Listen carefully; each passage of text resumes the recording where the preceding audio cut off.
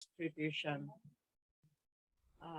I want to pass to Susie to introduce our presenter today, Juan Garcia. Yeah. And then after that, just briefly, Juan already studied all about you, but briefly just the name and what you are launching and what you have launched. All right? Yeah, so I'll briefly introduce Juan and then we can introduce ourselves to him. But Juan is a longtime friend. He was actually a college roommate of my husband's. So we go way back, and he's quite a businessman. He has a lot of experience in HR, and I was actually able to meet with him privately for about an hour this week because of a major HR problem that I'm having with my local church. So I'm actually in the process of learning how to terminate an employee. So we're really thankful that he's here today. He has a lot of wisdom to share. So thank you, Juan, for being here. But yeah, let's take a quick moment and introduce ourselves. Just say your name and where you're at and just a little bit about your project. So I'm Suji. I'm here. I'm the program coordinator, and I'm also working with an organization that empowers women clergy. So excited to be able to put together a conference for them in a couple of years and continue to help mentor and equip women. I'm just going to go down my screen. Ruth, you're next on my screen. Do you want to share? I am Ruth and I live in New Jersey. I'm developing a business as we speak. I'm formerly a pastry chef, spiritual director, but it is feeding the 5,000, feeding both the body and soul and addressing food scarcity and providing food for those, but the feeding of the 5,000 and more. I always say the more because we forget about the more. And the more, it's the women and children, which are dear to my heart. And I believe part of the nonprofit will be empowerment of women, women-owned and women-run. Amen. Yes. Thank you, Ruth. All right. Next, I have on my screen Veronica. Alrighty, good morning, everyone. Thanks, Juan, for joining us. I'm Veronica Ota, and the program I'm hoping to work on is Sustainable Solidarity. It's a group that works to cultivate sustainable communities through education, activism, and spiritual reflection. It's a holistic approach, bringing diverse groups together to work towards sustainability and environmental issues. So thank you. And you are located in? Right now, I'm in Sunland, California, Southern California, but Monday I fly back to Princeton. I'm a PTS student. Thanks, Veronica. Panit, you're next. Hi, Juan. My name is Panit, and I'm based in Long Beach, California. My theoretical nonprofit is going to be focused on empowering, equipping, resourcing women to thrive in all areas of life. Sorry, that would be one of the women in the future here. And I am looking not to reinvent the wheel. And so I'm learning from organizations like Christians for Biblical Equality, the Wesleyan Holiness Women Clergy that Suji mentioned, to hopefully one day be able to launch that nonprofit I'm talking about, focusing on women's mental health, work and career, life balance. So. Excellent. In Long Beach, California. Minjay. Hello. My name is Minjay. I'm based in North Carolina, and I'm currently kind of trying to build various things, I guess, under kind of the umbrella of a nonprofit called Healing Murmurations. Basically, we'll be engaging the Ministry of Emergence, where we're trying to create creative spaces, communities, intentional living communities that focus on how to actually rest and heal so that we can engage in creative ways to have more liberative futures, since rest is political, and for us to be able to thrive, we need to get out of these toxic waves. So Mm, Mhm. wonderful. Thank you, Minjay. Liz? Hi, everyone. Hi, Juan. My name is Liz Perez, and I'm based in Canada.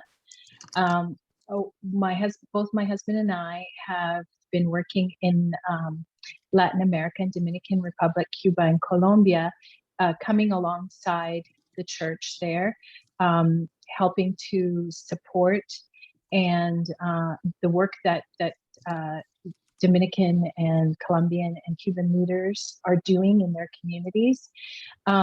We started a nonprofit called Nexo, which is what we do our work through. And we've been doing this for a few years and learning with bumps and bruises along the way. And we're at a point where we'd like to expand to have others be with us as well. So today's session is going to be really important with regards to that. But we've been involved. We're based in Canada, and so we go back and forth. But we're also working with the Hispanic Church here in Canada and in the province where we live. And the organization is called Nexo International Ministries. Wonderful. Thank you, Liz. Victoria? Hi, everyone. My name is Victoria. I'm located in Orange County, California, specifically in Fullerton. And my nonprofit is ARC Academy, which I hope to be after-school education for children and youth of disadvantaged communities. So my vision is to have just an after-school space, which is a safe space with non-judgmental space, specifically targeting Latino children, but open to all, where they can just come and be seen and empowered and mentored to be successful in their academic environment. So I'm hoping to be sort of a bridge in that chasm that sometimes exists between first generation parents and second generation children when they don't often feel the support that they need academically to feel like they can thrive in the school setting. So and I hope to provide like educational resources, laptops, textbooks, just all the things that a student would need to be successful in school today. So Congratulations, she's officially ABD at USC. Oh yeah, finally ABD. So as of Friday, feels so good. Oh, super woman. Wow. Thank you, Victoria. Millie, you're next. Juan, hi everyone. My name is actually Miluska Silencio, but I go by Millie because it's easier. So for me, as a first generation undocumented DACA recipient, one of the reasons I considered in doing this nonprofit, which I've named Hoping Greatly, is because I know the needs, financial needs, and the economy at times for undocumented communities are very low. And so my objectives in developing Hoping Greatly is to just elevate the migrant communities by having a foundation and kind of like a grant support, or, just ways to help just resource our communities. So many things, especially our status, won't be a barrier. So that's kind of my dream and goal. Awesome. Thanks, Millie. Okay, Heidi. Hi, everyone. Hi, Juan. My name is Heidi. I'm located in Los Angeles, and my work project is titled Brown Beloved Collective. I've been working on it, but I'm trying to launch it to further support millennial and Gen Z Latinos and Latinas here in the United States. And it's really work centered at the intersection of their spirituality, justice, and their own creativity. So I try to highlight as many people in the community and also just center our unique expression and varied expression in our spirituality, hoping to also work specifically intersectionally with mujeres, in our community and in feminism as well. Heidi. Great. So Juan, as you can see, we have an amazing group of women leaders who are eager to learn from you. So feel free to take it away. Absolutely. Definitely a room full of world changers here. I'm so impressed with everything you're working on and your vision and your goals. Um, it's one thing to seek to go out into the world and earn money and be involved in a large enterprise and business, but it's another thing to take your heart, your faith, and your talent and redirect that to do good in the world. And so I'm just so proud of you guys. And I had a chance to read some of your bios. And I'm thrilled that I get to present HR to you today. It is a passion of mine. I've been in the field for 12 years now. And I came into this profession because I had a heart for people.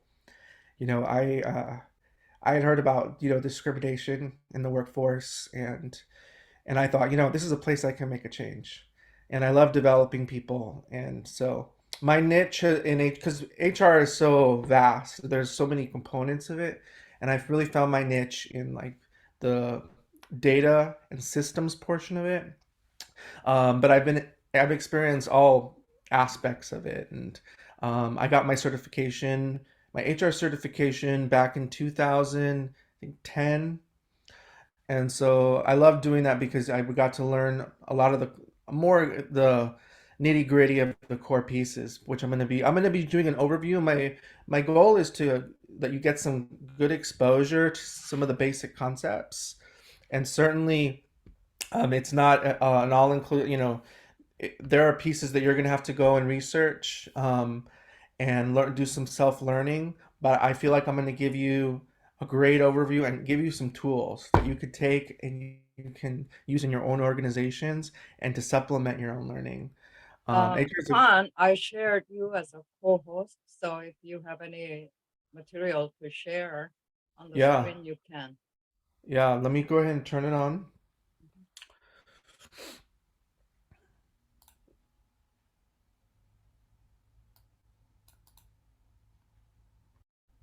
So are you able to see my screen? HR fundamentals and oh, hold on.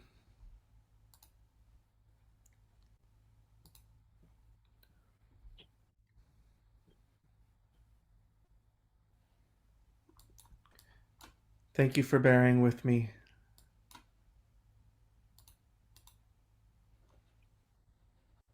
And then I'm going to go to Zoom and share.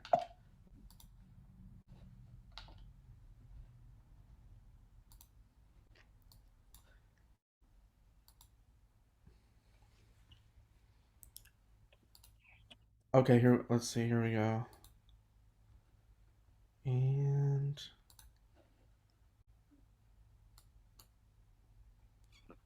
there we go. HR fundamentals in the employee life cycle.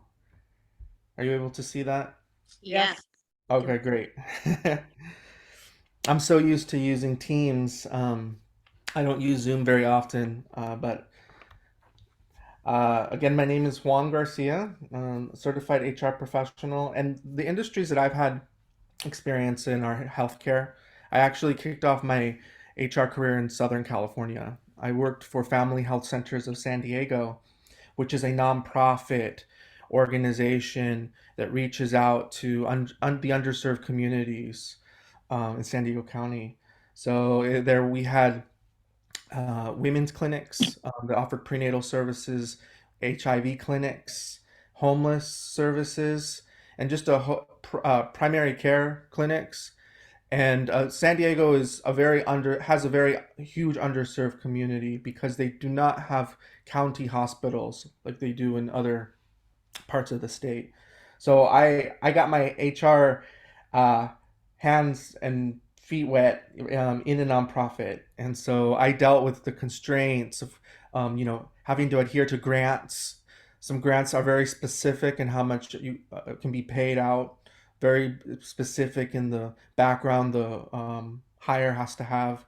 So I worked with some of that when I was in recruiting. for family health centers. Um, but a little bit about me. Um, I got married last year. I I actually took a year off of work, and it's something that you don't. I guess it's the dream. I got to live it. I went to Italy and to Spain, and just enjoyed my first year of marriage. We got married at Muir Woods in Northern California, and then we've been back now, and I've gotten back into work, and my wife Allison is preparing to get back into the academic field.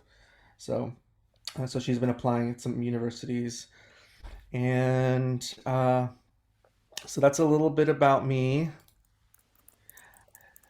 Today's agenda. Oh, actually, let me see if you can. Here we go. Can you see my agenda slide? Yes. We're going to be covering some of the major HR areas and processes. Uh, there's a handful of them, and I think they're very important to be aware of, especially as you're starting your startups and nonprofits. We're going to go into the employee life cycle and go over the the trajectory, the expected steps that are going to happen for your employees as they work for you. And then we're going to dive into the administrative and HR functions of HR, compensation benefits. We're going to touch on job analysis, job design, the FLSA, which is a very important rule. I mean, if there's anything you take from this, the FLSA, you want to write that down. You want to go, and I'll give you the website where you can learn more about it.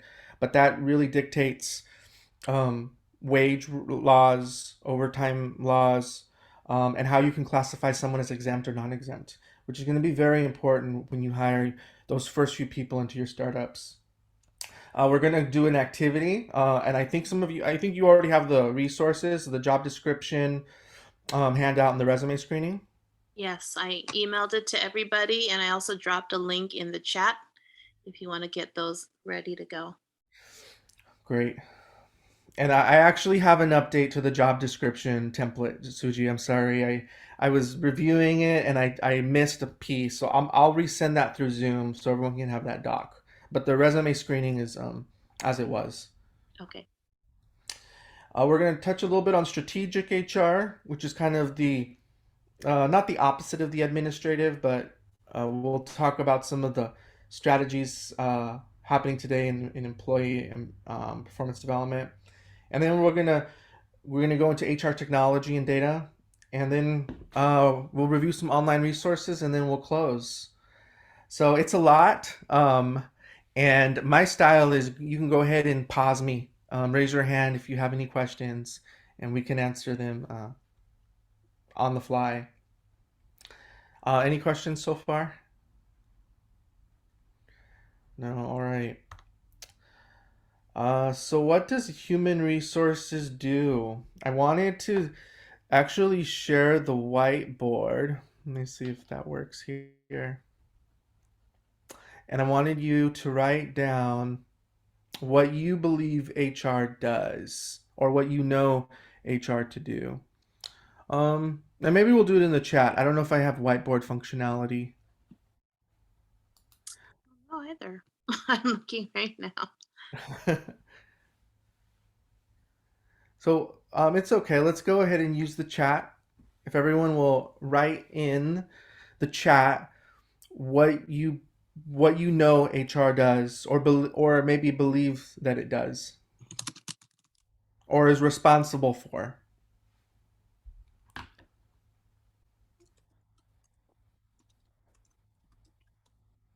Okay. Hire and fire. Yep. Recruiting. Very true. Manage people, their work, compensation, and needs. Yes, all accurate. Recruiting, code of conduct. Mm-hmm. Work abuse and discrimination prevention. Absolutely. Yep, everything is accurate there. Um, Diversity. Oh yeah, diversity inclusion. That definitely is a hot topic right now.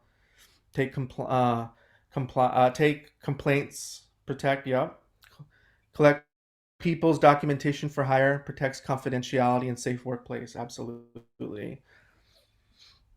These are all great responses. Let me go ahead and share my screen again.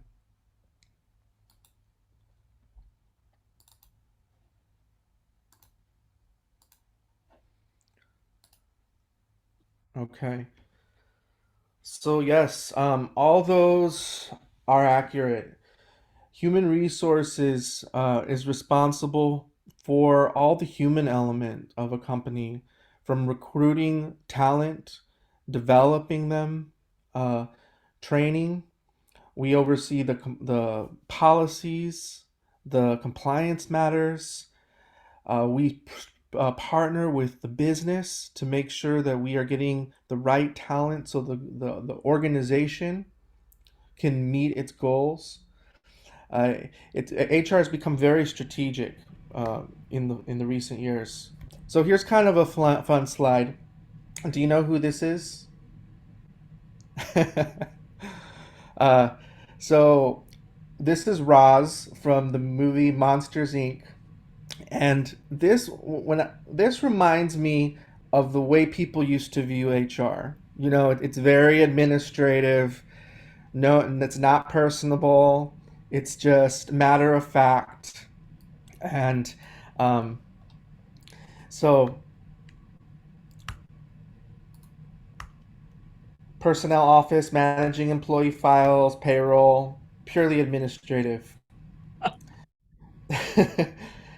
uh, the new HR, and so a little bit of history. You know, HR started really in the 1800s, but really didn't take it wasn't really more defined until the 1920s, and it wasn't called HR. It was industrial welfare was a name it was called, industrial relations, uh, the personnel office. And it wasn't until the 70s where in the United States and in North America there was an increased amount of competition, globalization, regulation, and companies needed to be more strategic in how they were going to manage their people to meet strategic goals. So you have now the need for a strategic business partner in human resources, for all those reasons I mentioned, bringing on the right talent and being able to train and develop that human resource within the organization, building a company culture. Uh, we are very much part of building that culture in the organization. We are the face of the organization in a lot of instances, and ensuring employees are satisfied and that we retain them. Uh, Hire is very expensive. When you think of everything that it takes to bring someone on board, and in your organizations, you're going to spend time recruiting and selecting, screening. You're going to hire them, train them, and if you put all that effort in just to lose them um, within a short time, you have to repeat that process again. So you want to do activities that are going to ensure that you can retain that talent that you work to bring onto your organization. All right. Any questions so far? So that's the new face of HR. You can see Roz is still in that picture. We still need the administrative, but we add on the strategic and the more relational aspect that HR has become in recent years. Okay. So not every HR operation is the same. HR departments can be structured very differently. Some companies have a centralized model where they have a central hub, and this allows them to be streamlined and have the same policies across the board. Some are decentralized, so you have independent HR units in different segments of the organization. And the decentralized model is going away, but it still does exist. And HR falls within about 5 to 6 domains. And the HR functions are scalable, meaning the concepts I'm going to talk about can be deployed across a large organization or the smaller ones that you are just kicking off. Pieces of this, you have to think of this and how can I apply this to my organization, and what is the goal? What are we trying to achieve through some of these processes that I'm going to explain? And you scale it to meet your needs and what makes economic sense. Because obviously, a multi-million dollar conglomerate is going to offer a different set of benefits than a startup is going to offer. And that's where you have to evaluate what makes sense to you, the organization, and the folks that you're bringing into it. So the HR domains, uh, first one is talent acquisition and onboarding. I know I think this is pretty obvious what it is. And this is all about bringing on that talent into the organization, that high performing talent that actually is very hard to get these days. You're going to be recruiting, hiring, recruiting. A lot of it can take place virtually. Some of it is in person, and job referrals are actually a really great way to recruit people into the organization. And onboarding, is very critical to an organization. Your your most so people, if they're going to leave an organization, they typically will do it within the first 90 days. Uh, that's where they're really getting acclimated into the organization and they're deciding, is this really for me? Do I see myself here for the long term or even the immediate short term? So onboarding is very important, making sure people know what's expected of them, making sure they feel welcome into your startups, into your organization, introducing them to the right contacts within your organization, and empowering them to be successful in the job function you need them to perform. Because amazingly as it is, a lot of people complain that they don't know what their job is. They don't really know what's required of them. And employees are seeking that clarification. So bringing someone on board is very important. To do it in a way that is clear and informative, and it really sets the tone. The next milestone is the year. So if they pass the 90 days, you could they're probably going to stay there a year or so. If they pass the year, then you're like into good territory. They can be there for 3 to 5 years. But those are the hallmarks: 90 days and a year. And during that time frame, uh, you are making sure that they're onboarded correctly and they're on the right trajectory. So talent acquisition. The next HR process and area is employee relations. This is listening to employees, policies. Oh, actually, there's a misspelling there. The drafting and maintenance of policies in the organization, and making sure that you are adhering to your standards of conduct. Resolving conflict, as Young mentioned earlier, being the peacemaker in a lot of instances, and hearing both sides of the story. A HR vice president that I worked underneath at my last organization, he actually headed the employee relations department for a very long time, and he told me that whenever there's a conflict and you talk to both of the parties, you're getting about half the information from each, and you're putting together that full story, because there are multiple sides, and you do have to hear everyone out and make an assessment as a employee relations person in an organization, and making sure that employees can resolve their conflict. If they can't do it on their own, there are methods to do it in house, and meeting with your employees, setting expectations, and communicating. That's the only way that conflict can be resolved in the workplace. Disciplinary action. Unfortunately, not everything goes as planned, and people need to be reminded of what their job duties are when they fail to perform those at the level you expect. And employee relations will draft the progressive disciplinary actions that take place. So you never, very rarely will you move to termination suddenly. Obviously, there's instances of gross misconduct, violence in the workplaces should never be tolerated. There are things that can lead to an immediate termination, but usually it's performance based, and there are levels. You should never find yourself where you're letting someone go, releasing them over a performance issue, and it's news to them. They had no idea. They should have already been informed along the way, and they're being documented conversations with that employee. So there are different steps that ultimately can lead to termination, but disciplinary action is part of the employee relations process here. Total rewards.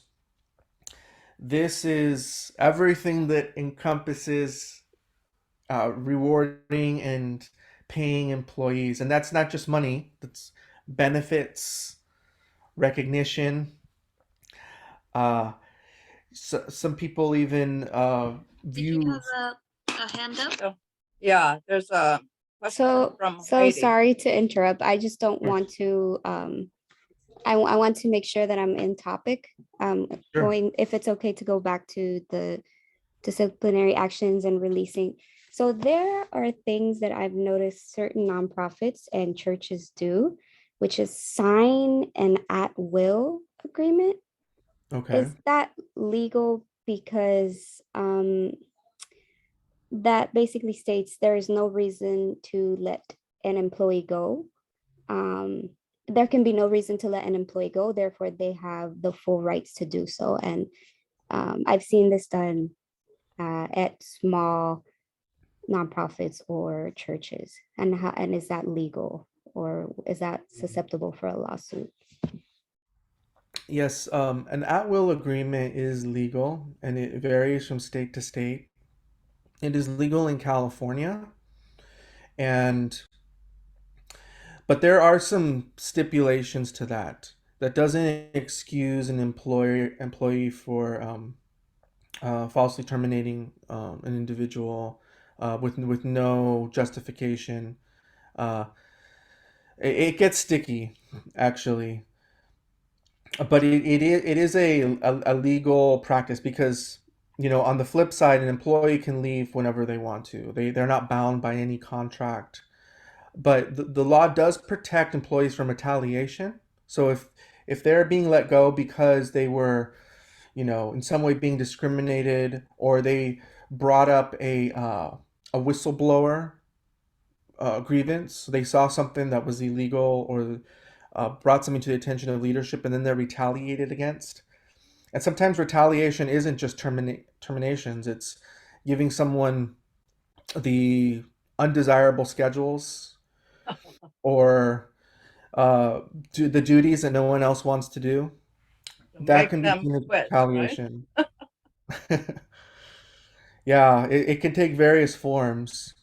So, but there are laws that protect employees, and at will is never a true blanket protection for a company. Is Thank that you. is that okay? All right, Minze, is that a comment? So, Juan, basically, do you recommend that both employer and employee sign at will contract, or Yeah. discourage? Um, there are pros and cons. I actually, it is encouraged if an employer has that right, because think of it this way. Say someone does come into your organization that they don't have good intentions.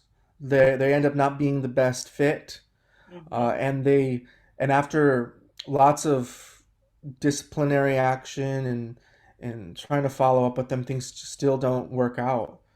That at will is going to protect you to an extent. Like as I mentioned, it's not a blanket coverall, but it does give you the right to release an employee when when it's needed. So it is a good thing for an organization. Now, how they execute that is another thing.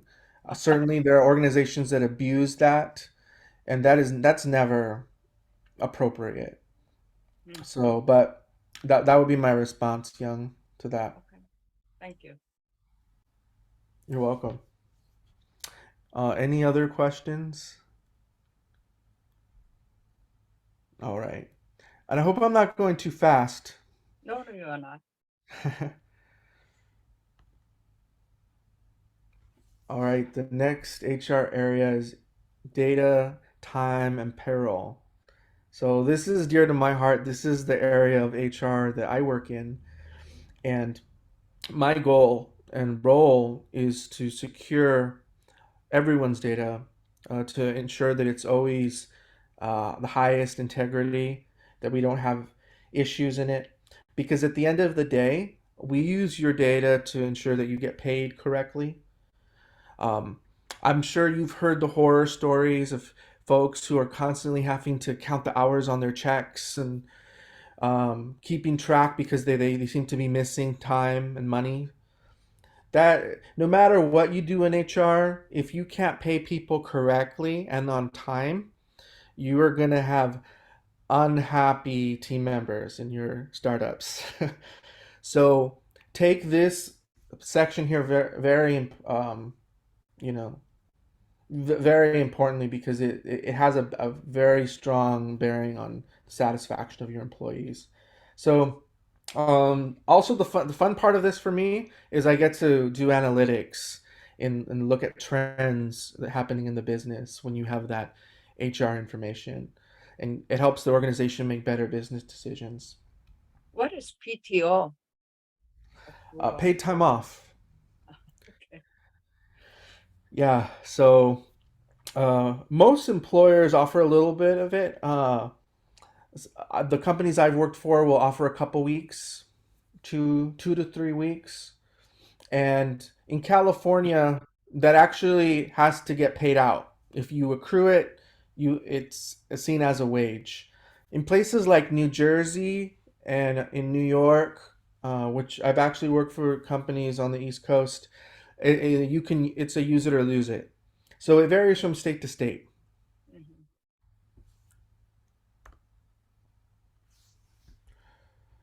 Talent management. This is the training and development of the workforce. This is actually one of my favorite parts of the HR processes as well. It's performance management, which is the communication that goes back and forth from leaders and employees. And part of that is also establishing development and performance goals. It's about really developing your workforce and being strategic about it. And HR business partners. So this is a new title that is really emerged in human resources. Have any of you heard of an HR generalist? Have you heard of that title? No. No. That's what they used to be called. It was a HR generalist was someone who knew all aspects of HR, so everything on this screen here, and they were just kind of a one, catch-all. Lately, that title has been turned into the HR business partner because they are increasingly needing to be more strategic and connecting all the pieces together, and they're the hand in the business.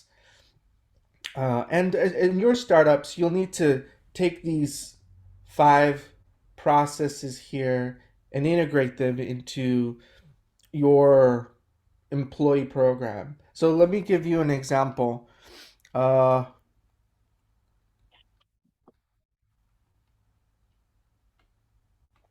So, say a manager has identified a portion of their team that needs to learn a new program that's becoming standard among other organizations like theirs, but the manager themselves doesn't know this program, and neither do they have time to train the people that report to them to learn this program. They barely have time to perform their own work.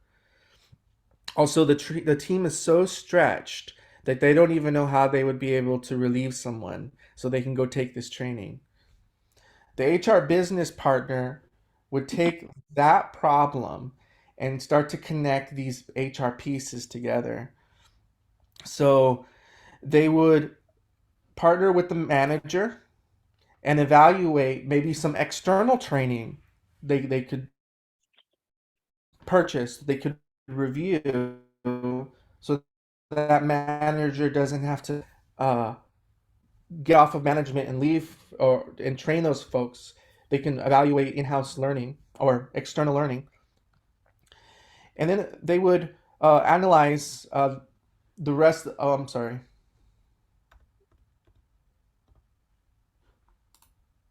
Here we go. They would begin to review the staff. So they could partner with total rewards. So this section right here, and maybe they determine that, okay, because we need to relieve people to take this external training, we may need to pay overtime. We may need to offer that to folks who are not part of the training, so they can recover some of the work that's not going to be performed.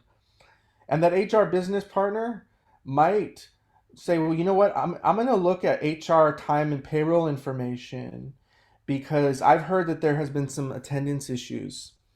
And in reviewing that information, they actually discover that folks have been coming in very late, 20 to 40 minutes late every day, maybe taking extended lunches. And so there's been some issues with that.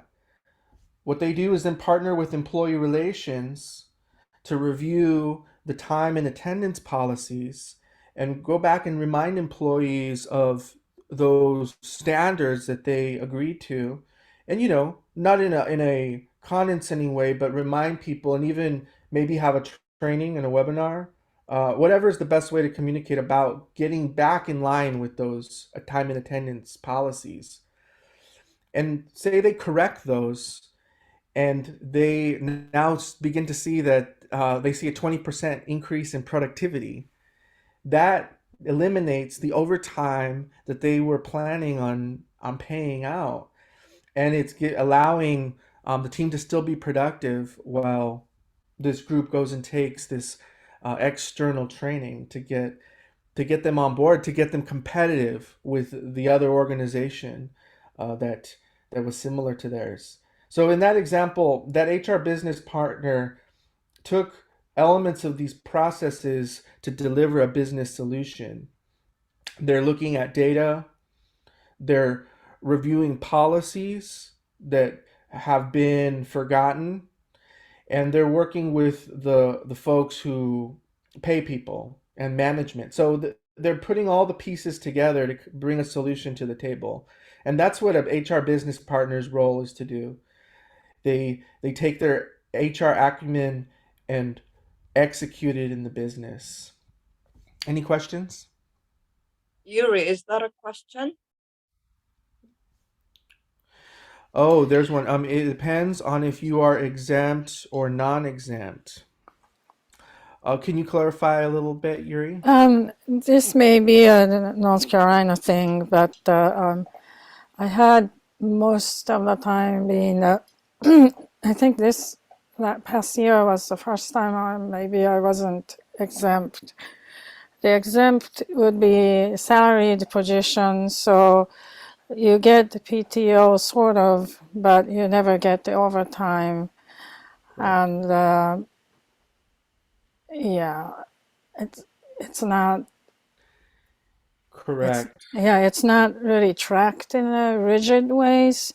Like I was in academia, but of course we worked a whole lot more than we needed to, and the church my church job was also pretty similar, but it was applied in a Gotcha. more punishing way, so that if you work more, you don't get paid. But if you didn't work as many hours, at some point you had to lose, kind of thing. So that was not a good morale. Yeah, it doesn't sound like it. Uh, to your question, yes, the scenario that I described with overtime is definitely would only apply to non-exempt hourly folks. As an exempt employee, that exempt you are what are you exempt from? You are exempt from overtime. That's basically what that means. And there's an evaluation process that needs to take place whenever you classify an employee as exempt. You know, there are certain criteria, and a lot of organizations don't do it correctly. And they make themselves liable because Yuri, you know, if it was and I wouldn't say you would do this, but what if one of your counterparts said, you know what, I don't feel like I should be exempt. I don't manage anybody. I don't have full discretion over certain decisions. I don't feel like I'm exempt. If they were to file a complaint with the Department of Labor and they came to the conclusion that this was not an exempt job, they can actually make that employer pay back all that overtime to the folks who were misclassified. So there are risks an employer runs when they just haphazardly make people exempt. Oh, I didn't realize. So that depends on your work, the type of work. It does, and you have to earn Really? at least Okay. 35,000 or close to 35,000 a year. If you earn less than that, then it doesn't qualify as exempt. It has to pass the salary test. Oh, I wonder I can go back and get all of that. I mean, I was paid like 7,500 initially, so Yeah, you that have to make at least $684 a week. If you don't earn that, then you should not be classified as exempt. okay. And it sounds like also some kind of a responsibilities that you have to have. Yes. Yeah, Right. okay. Well, the churches better be careful on this. It's not just my former church that does that. So, okay, thank you. Yeah, no problem. Yeah, and it's not just managing people. You can still be exempt and not manage people, but you have to be considered what's called a professional and have the expectation that you come with a certain amount of knowledge and that you apply that knowledge autonomously and are able to make your own decisions about the work that you're doing. Um, all right, great comment, great question. Any others? Um, what are some of the external business HR partners do you recommend? Oh, external business. Oh, you mean like HR, outsourcing? yeah. You know, I've actually haven't delved into the outsourcing of HR. I know it's become popular.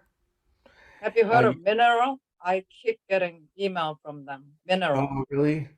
I haven't specifically, but you know, you do want to evaluate those vendors that they are going to represent you well because at the end of the day, you're responsible for if they don't execute le legally, you are responsible at the end of the day with anything Mm, outsourced.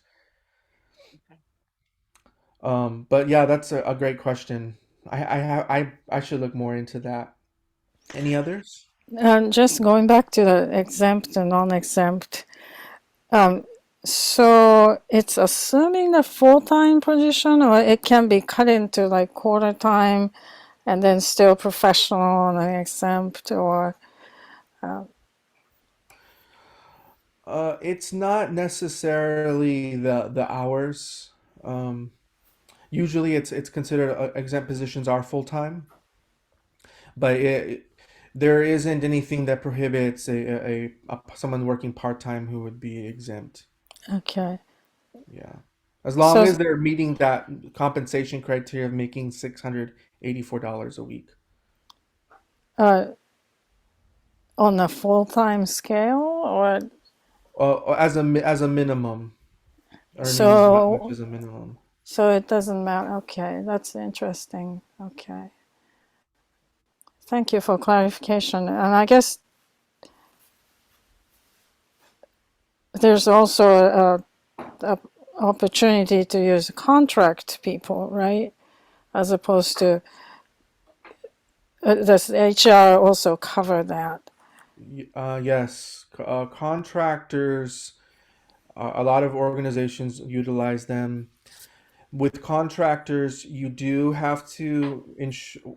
So the problem with contractors is that they are not your employees. You cannot direct them.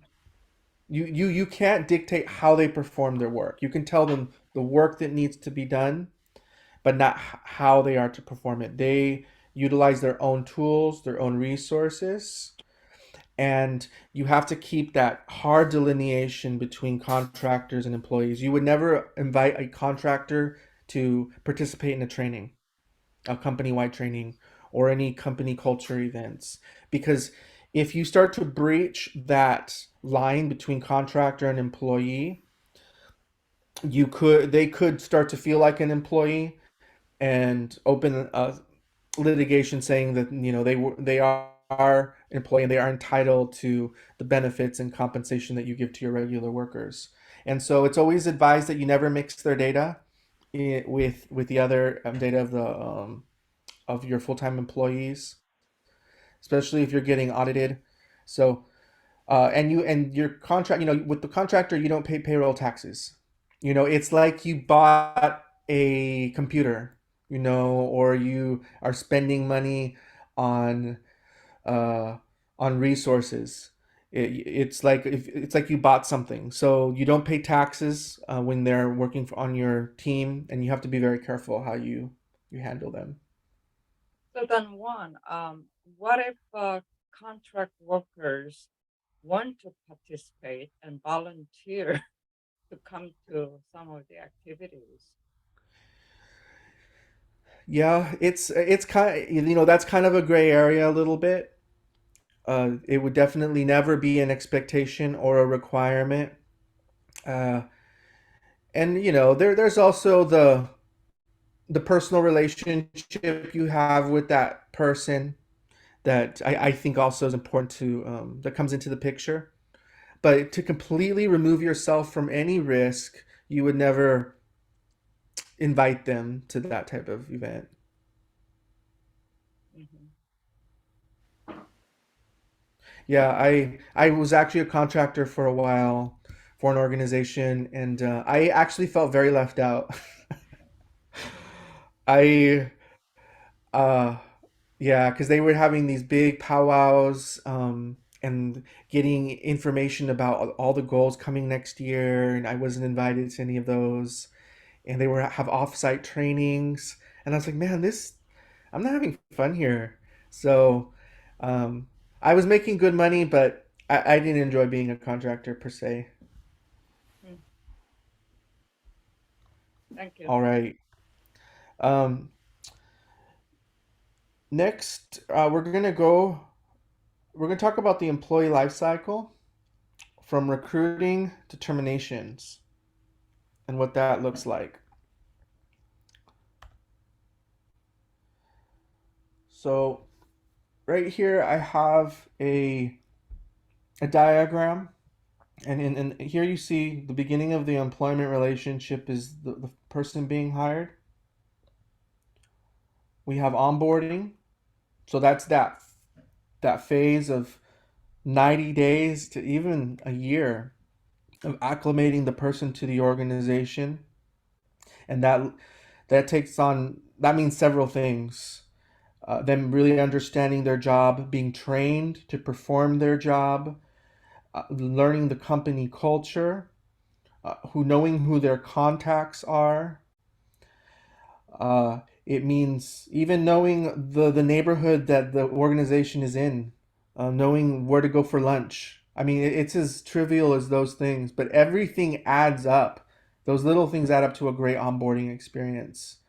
And true onboarding can last 90 days. I think some companies, they'll call the first like 3 days or 2 weeks onboarding, but it really lasts longer than that if you're a mindful manager. We move into career development as that person begins to grow in their role there at your startup. And that encompasses the trainings we were talking about, different development opportunities that can take the form of mentoring, seminars that you can participate in. That can look like job shadowing, working with someone who's maybe a more senior level than you, just so that you can learn the business and learn a role that maybe is something you'd want to move into. There's different forms that career development takes. And then there's promotions. That person working at your startup, if they're a great employee and your startup is growing, there's going to be nothing but opportunities for them to grow and be promoted with your organization. And there's also transfers. You're going to see that in the employee life cycle. So not necessarily moving up, but moving laterally. And some people want that experience. They don't want to just be in one spot, but they want to learn the different parts of your startup, the different parts of the organization. And the more of this that you can offer to someone, the more enriched jobs can become, especially if something becomes boring and mundane and they express to you that they want to take on some new challenges. Sometimes letting them have those different experiences through transferring them is a great way to do it. We then move into the different actions and transactions that take place during a tenure at a company. There'll be title changes, right? And that can come with your promotion, or sometimes it can just be a standalone. The leader decided that we're going to recalibrate all the titles. We want to be more industry standard. We want to match what our competitors are giving, what titles look like in the industry. Supervisor changes. Leaders may come and go, and you'll be assigned to a new leader, or that person will be assigned to a new manager. And that's an action that takes place while you're there at the startup. Job change.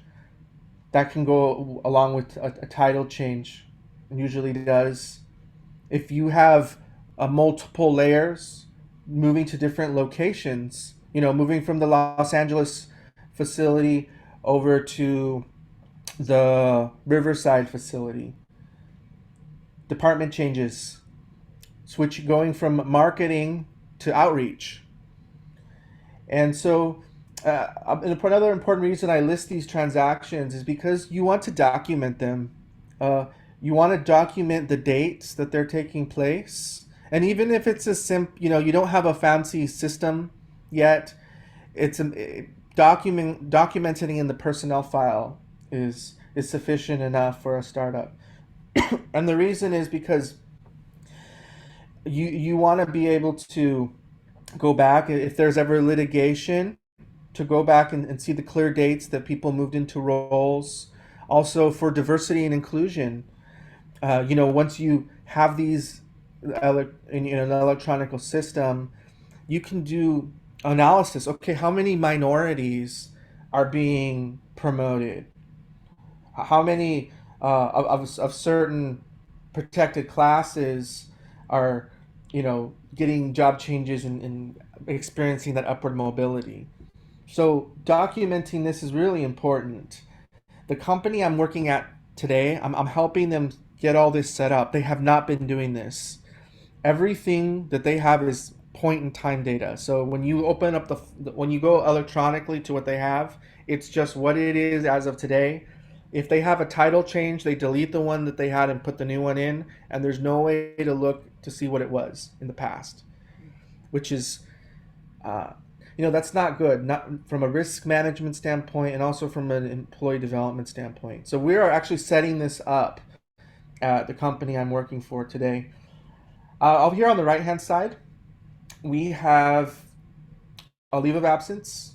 That might take place while your employee is there at the startup. They may go on a maternity leave. They're going off to start a family, or they're starting a family and they're going to be back. Or you might have a sick, someone may be ill for an extended amount of time, or they're on bereavement. Someone has passed away, and they're going to go on an unpaid leave for a set amount of time. So leaves will happen, and you have to be ready for them. You want to make sure that people are cross trained in your startups. You don't want the I had a boss used to call it the strong man standing or something like that, where it's just that lone person. They know they have everything in their head, and now that they're on leave, nothing can function. So you want to make sure everyone's cross trained on those most important functions. Uh, we then move to terminations, right? When a person departs an organization, either voluntarily or involuntarily. And retirement. Many governmental agencies and even some churches, I think, have pensions, they have pension plans, and so that relationship can still continue post being an employee. There's a question. Can you Yep. raise it? Oh, Heidi? under what condition would one qualify for a leave of absence? Well, excuse me. It it varies. So there are state level benefits for going on a leave. I know California. There's a California leave, California sick, where no matter the size of the organization, you qualify for a certain amount of leave. Um, some leaves are required, like a workers' comp. If you become injured on the job, you can go on a leave. I'm not a leave expert, but I'm going to give you a website at the end of our session here today where you can actually go and research the different leave rules and laws. It can get a little complicated, but the information is out there. Thank you. But great question.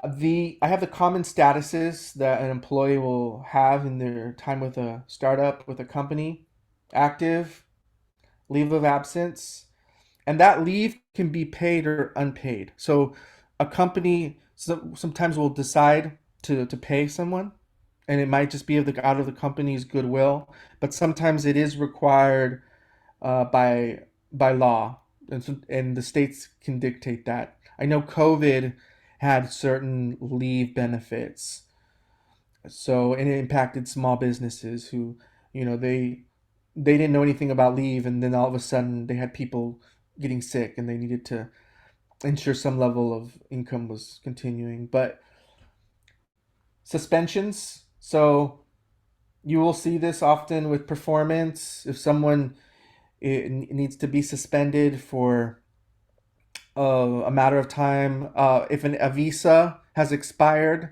and there's a lapse and that person has not renewed it, there can be some suspension time there while that person is regaining the getting that reactivated, and then of course terminated. And all this should be documented somewhere. You don't want anyone to go through this life cycle without it being documented, because at the end of the day it protects you as an employer because you have sufficient records, and also for all the development that you want to do, and analysis of how your team is moving through the organization. One Any question before we questions? move on is, do you have any template or app that you can use to really digitally record all of these handy? Oh, you mean this life cycle? Yes, I have I can gain access to it's a paper form, and it has the checkoffs. You check off this was a title change. Title went from this to this, and this was the date, and then you sign at the bottom. and it has all the actions on the form. I See think if that's a great, that's, thank you, Young. Actually, that's a great resource.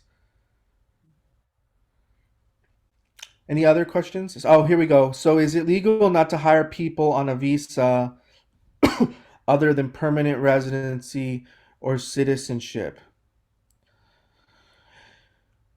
Uh, I don't know about the legality. So I can't remember what it is, the H1, I think it might be the H1, yeah. where someone does H1B, require, yeah. yeah, the H1B, they Uh, require sponsorship. yeah. And And some so, companies have said to me that they won't do it.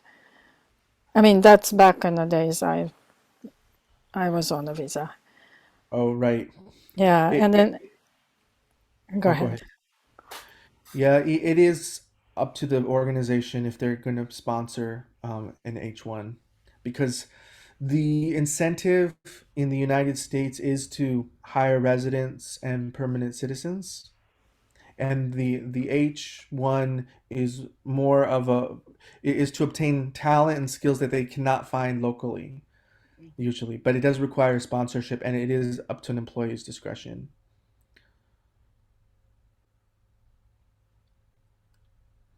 A great question. All right.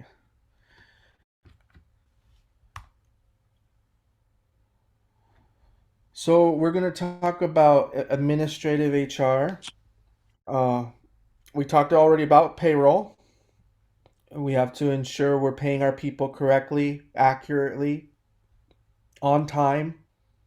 We have to manage those time cards. And we have to make sure folks are adhering to our attendance policies. And that's not to say that you can't be a flexible employer. There are agreements that you can make. You can offer flex time. Flex time is a big thing. What that is so say someone has they're required to work 8 hours a day, but there are cases where someone has a family and maybe they have to drop off their child. There are cases where they can't get there exactly at 8, or they have a child with special needs that needs attention certain days of the week, and they have to leave early. With flex time, that 8-hour shift, it's up to the person if they want to come in early so they can leave late, or come in later, um, so so they come in early so they can leave early, or come in late and leave late. I was messing that up. You get what I mean. Yeah. They shift the time a bit. There's So a there are different question, flexible Juan. work schedules. Yeah. Minja has a question. Yep. I believe you can hire someone who has an employment authorization card even though they don't have status. This is my case as a. Oh, okay. And there's Minja, there's other resources that provide templates, thought sources that help think about decolonizing HR models.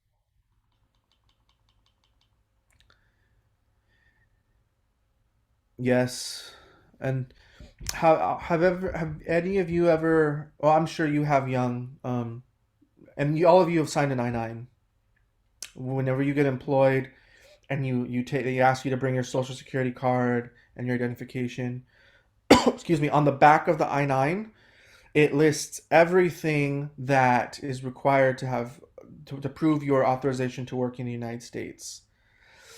And so if you just Google I-9, and you can flip that PDF over, and I'll go over I-9 a little bit later too. And so with the passport, that's all you need, a U.S. passport. If you don't have a U.S. passport, there are other one identifications that just require that one item. There's 2-item identification where you need both a social security card and a supporting identification, but that list is extensive. And so I I really think encourage you to take a look at that. Minja's question is about inclusion and diversity in HR models. Are there any templates to do that? I haven't researched any specific templates, but the diversity and inclusion. So I worked with a diversity and inclusion person at a former company I worked with, and she was really focused on our hiring processes. And so, if you've ever applied for a job and you online and you get presented that question, what is your ethnicity? It asks you for your ethnicity, if you're a veteran, your gender, all that information. She was looking at that because she was putting together a program to show, we have X amount, this minority represents this percentage of the overall population. We should therefore be hiring around this same amount of, the same percentage of folks. She was doing that level of analysis, and then on the other side of that, they were doing a review of the executives and the diversity of executives, and if that matched what is in the general population. And the United States still has a long way to go. Um, that's what has necessitated those roles. But I haven't seen any particular templates. I've just heard of the practices taking place to try to alleviate the So no discrimination. template, but Minjae, I think what Juan is suggesting is about data-driven uh, changes or HR practices. So getting the percentile of certain ethnicity, gender, race, sexuality, and all that. Would that make sense?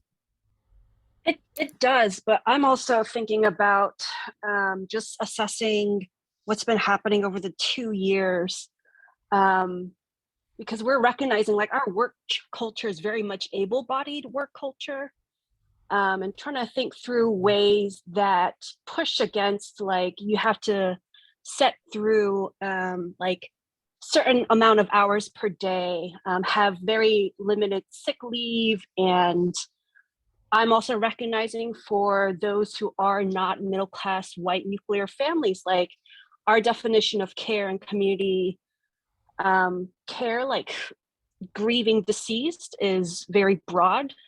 It can go towards chosen families and community models. So just wondering like how to approach HR in a way that does not continue to propagate very toxic work. Like you have to put in these hours, you have to show up on time, you have to be consistent, because like chronic illness is just I have people who can't work based on these models, and it's gonna kill them, and it's not sustainable. And just wondering like how can, just thinking more broadly for my own organizational, I don't know. Right, right. I, I believe that it really starts with you and your organization and helping change that culture. And there are companies that are introducing innovative benefits like elder care, providing resources for their employees who have aging parents and other family members who need additional care, giving resources, counseling, making counseling resources available,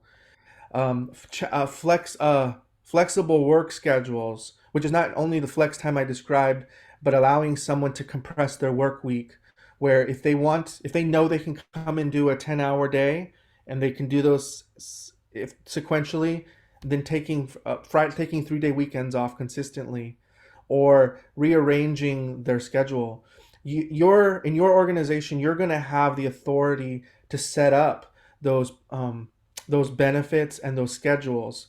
The important thing for you to do is to build policies around them, though, and make sure that they are fairly and equitably given, so that someone doesn't feel like, okay, how come so and so gets to have this flexible schedule and I don't?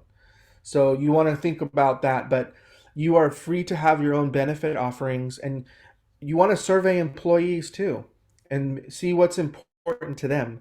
There's organizations where everyone's got a pet, it seems. They even bring them to work. And so those organizations offer pet insurance. But that might not make sense for, the church where everyone hates their pets. You're not gonna.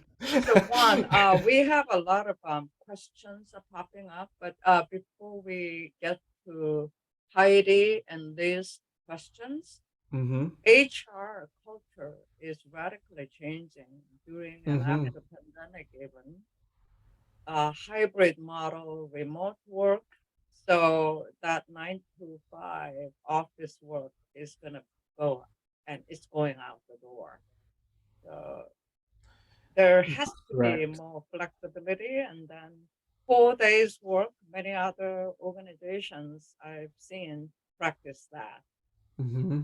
But Heidi, you raised your question first and then Liz. But Minze, are you okay with the answers? All right. Yes, yes. Yeah, okay.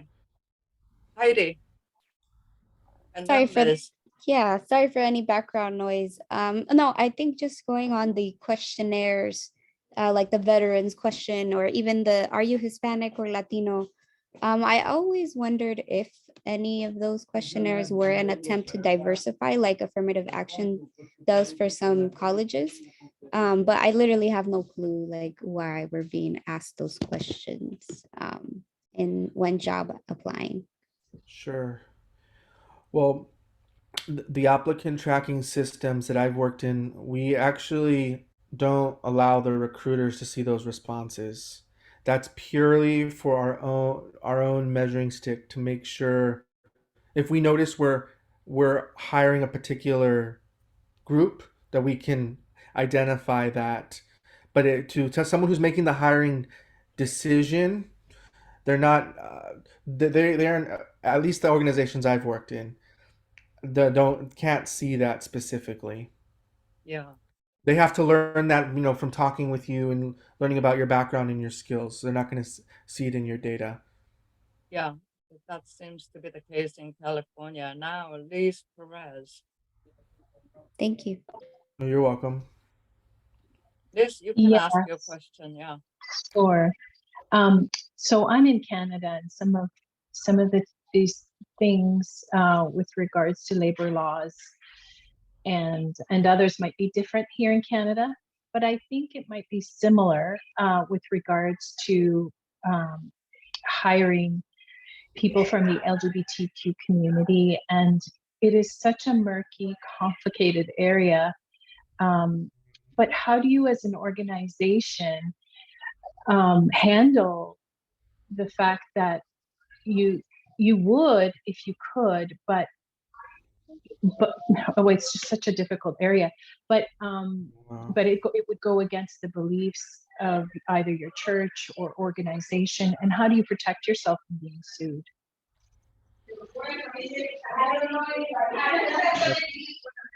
That's a great question. And for some of these moral issues, it can be gray. For something like this to be enforced, part of a hiring decision, it has to be a bona fide, what they call a bona fide job requirement. So like clergy or certain levels of an organization that have to adhere to a faith decree, certain stances that the faith organization believes in. This is an area that I'm not an expert in by no means, but I can do some research, Liz, and I don't know if anyone else here has any maybe direct experience or advice for Liz. Yeah, But I hope you can hear me. My internet's a little bit quirky today.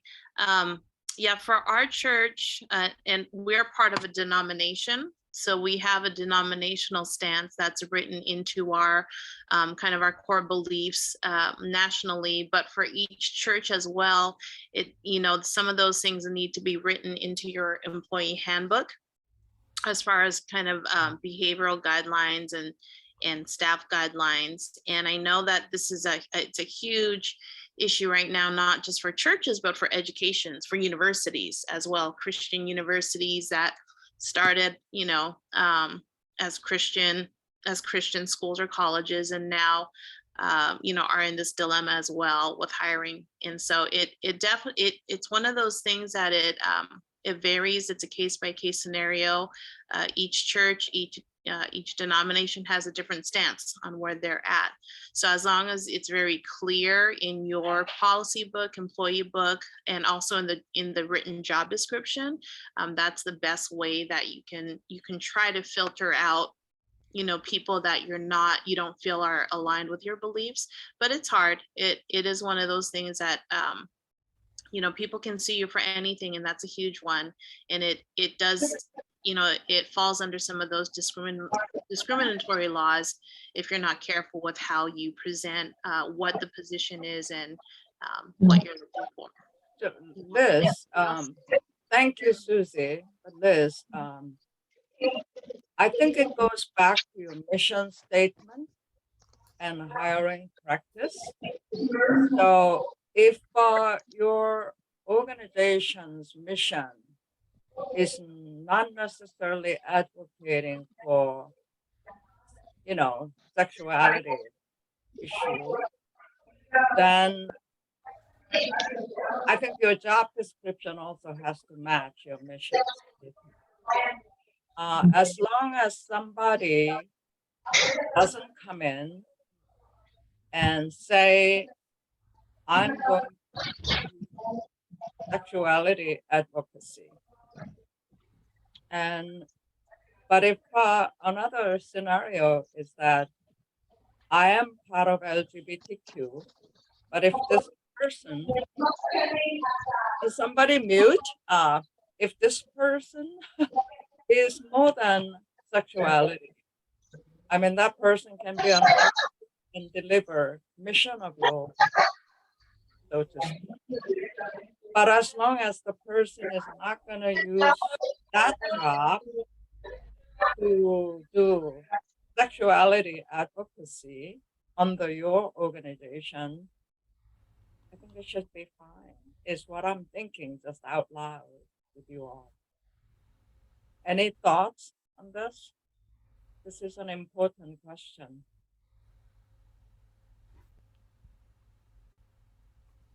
Fine line. Yeah. I think in various cases involving religious, those are often defended as a religious freedom of organizations, and that even includes things like cross-racial dating was not allowed on a college campus, Christian college campus, because that was against their beliefs. I think it's the Hobby Lobby not wanting to provide contraceptive in their employee insurance. So there's just a wide variety of religious freedom cases, and I guess the institution can try to defend it, and we know that it depends on what the Supreme Court looks like. You go all the way, and you may win or you may lose. I mean, I have a strong opinion about this, but that's just how it seems to work. So, but I guess if you can't really justify that the position requires certain, Right. yeah, because like someone could even come in without being part of your religious denomination or even beliefs. The person may be superb at what they do at the skill level. So Yeah, and I think you're absolutely right, Yuri. You always need to go back and look at the job and what the requirements are of that job, what the bona fide requirements are. Because if it is not with if it is outside what the job really requires, you're always going to it's going to be a gray area. And so we constantly, especially in today's environment, we constantly have to be evaluating that, making sure we're reducing our risk, because that's a big part of human resources is risk management and understanding what your level of risk is. So if you offer you deny a certain benefit, uh, be cognizant of what ramifications could this have, what groups might I be um, separating from this. So always have that mindset. No matter what you put into place, you never want to leave it from that frame of thinking. But I think you're spot on, Yuri. So Juan, can you give us menu of what are some of the areas of risk management you have been dealing with? Well, there's the compliance, right? Legal requirements that are required by both the state, both local and federal requirements. So you have to be auditing that landscape. The In California, there are a lot more requirements on an employer than in other states. Um, Even how you pay an employee on the last day worked, you usually have to generate that check. Where in other states, you have a few days. There are attestation requirements when someone, depending on the size of your organization, when they clock in and out, they have to attest that they indeed were given time to take a break, time for their lunch, and you have to be doing it's burdensome. Some organizations don't even do it, and they're putting themselves at risk. So there's the legal risk. There's also risks within your process, your business process. You know, are with when it relates to competitors, and if you have proprietary steps. When a person leaves this organization, are they going to take that biz internal intellectual property with them? You know, I'm are they going to laughing take the sales list? because of the case. Their contact list. Yeah. They made all these contacts while they were here with us, and now they're across the street working for the other organization, and they're going to take all our clients. Mhm. So there's always a risk So to Juan, be evaluated. yeah, thank you. It is 10:38 now, and speaking of break, I think we need to give 5-minute bathroom break. And then Yeah, come back it's been and we do until 11 o'clock. And then okay. we have some announcement and business to take care of.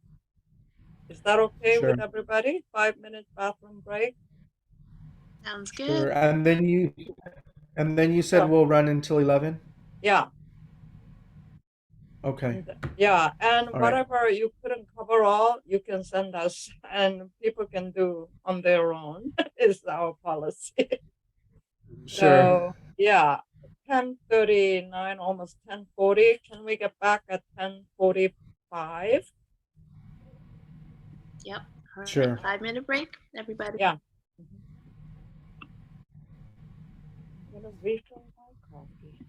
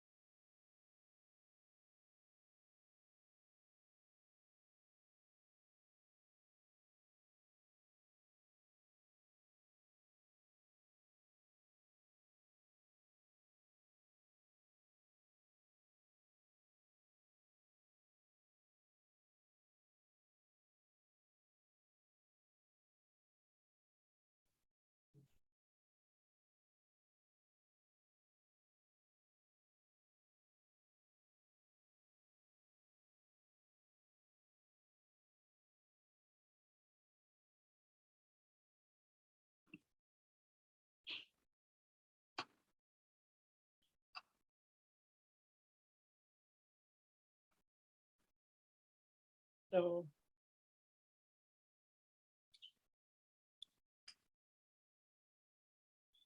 how are you doing, Minja?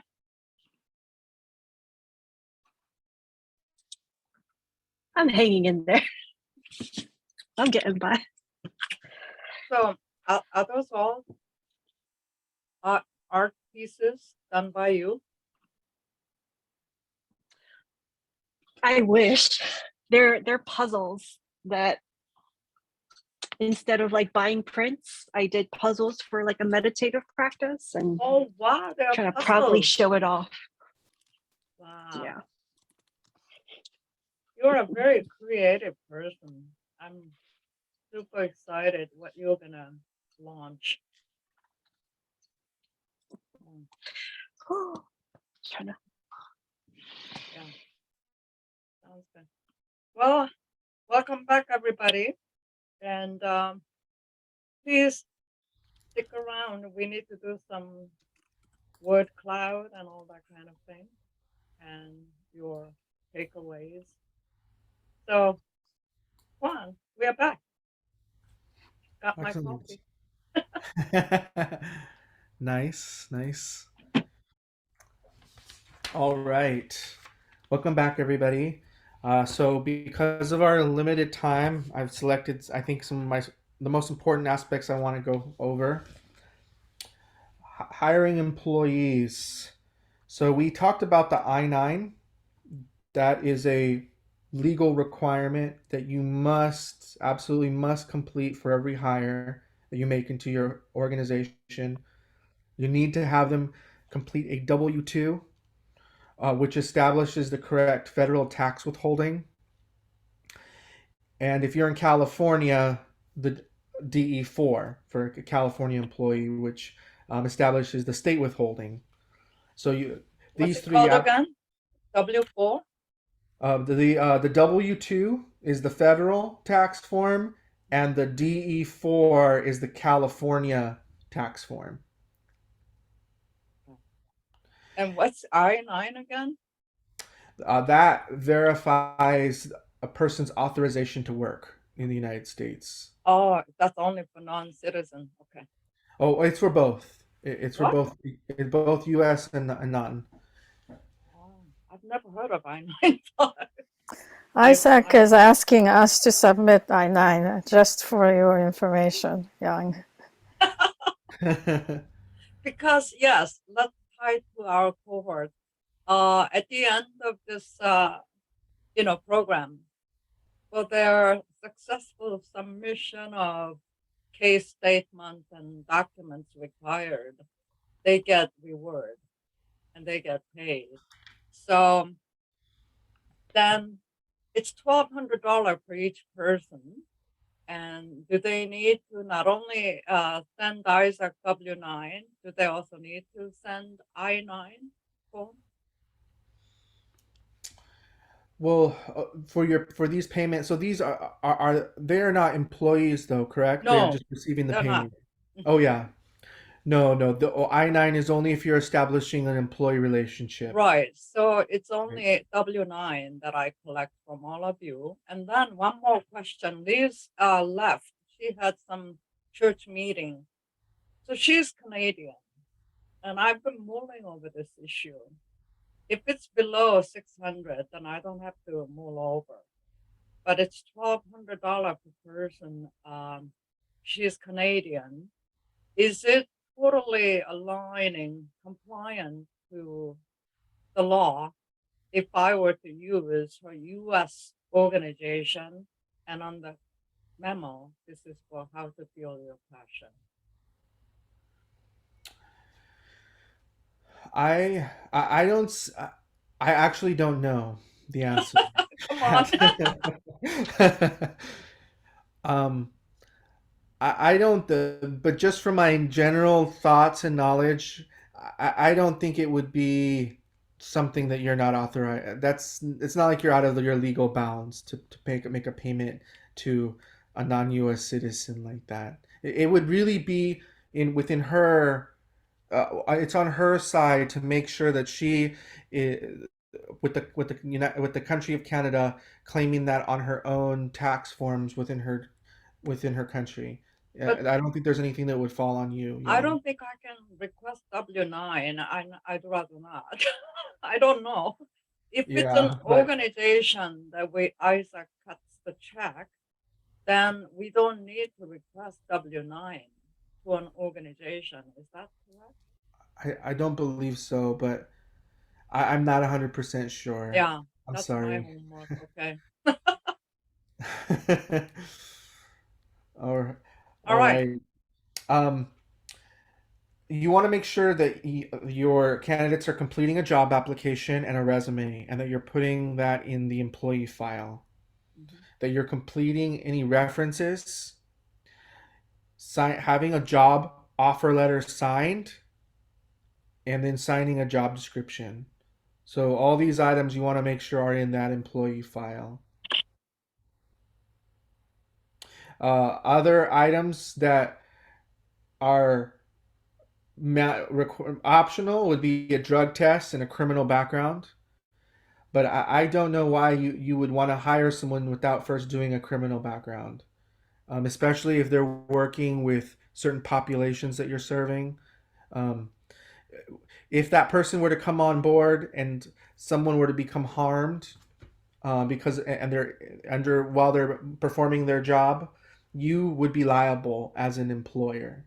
So it's always just a good practice to run a criminal background on someone. You might find out that they have felonies or are and not that you can't hire someone who has a criminal past, but you want to measure that against the work they're going to be doing. Like you would never hire someone at a financial institution that in their criminal background they have grand theft, or you would never hire someone to work with children that you serve who has sexual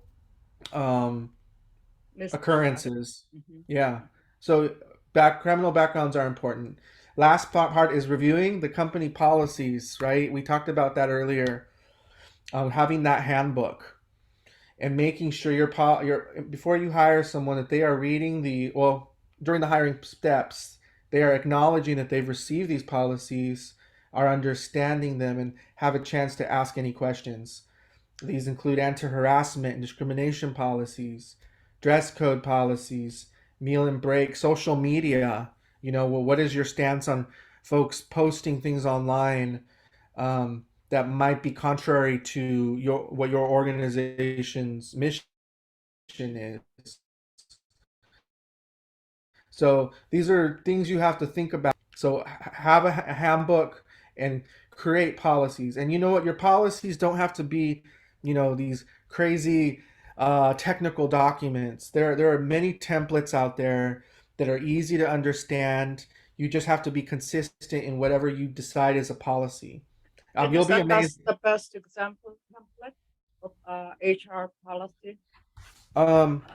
I don't have one on me, but I can go out to Sherm and see if there's a workbook that I can Yeah, download. something simple.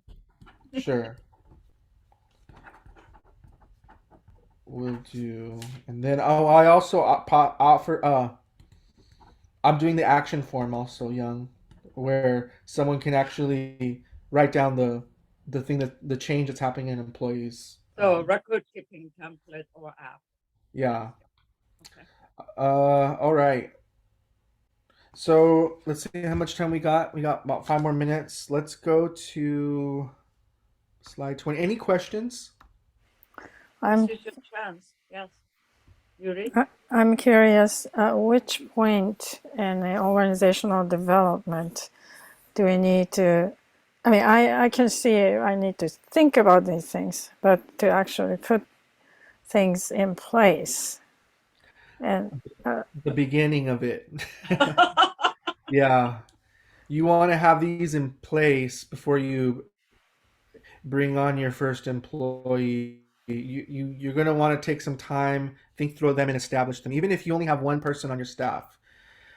Because once things start rolling and you're busy and things are moving, you're going to have even less time to focus on this. Mhm. So That's why we are requesting magic template and app. Juan. I don't know if I ever want to hire someone. That just feels like a huge Burden. responsibility. Yeah. Anyway, but dream big, Yuri. All right. uh, so you're going to be designing. Actually, let me open this job description template, and I'll be sending this as well. Let me share my. Let me change my screen sharing to the template. While you're doing that, my sense is that all the ladies in this program know about resume. They have written their own resume many times in their career and academic journey. So, what would really help us more, one, Mm-hmm. is understanding more of HR policies. So, where can we learn more on that? Yes. So let me go back to my PowerPoint. There is a site called SHRM, which stands for the Society of Human Resources Management, Oh, and it's an amazing resource. It's okay. about $200 a year. Mm-hmm. I'm part of it, and they have a wealth of templates. They are constantly updating you on all the laws within your state and in your country.